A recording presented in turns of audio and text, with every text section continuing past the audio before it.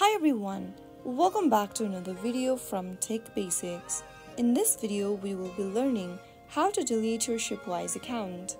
To delete your ShipWise account, first of all, tap open the ShipWise application from your app drawer. Once you are logged into your account, tap on the gear button at the top left corner. This will then open up the settings menu from where you will need to tap on delete account at the bottom of the screen.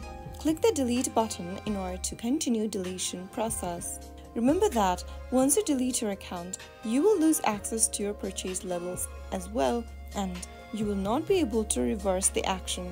To confirm the account deletion, tap delete and you will be able to delete your account right away. So that is how you can easily delete your ShipWise account.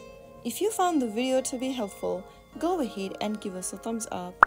Don't forget to subscribe to our channel by hitting the subscribe button. Press the bell icon so that you'll never miss another upcoming upload from us. I will be back again in the next video. Thank you for watching.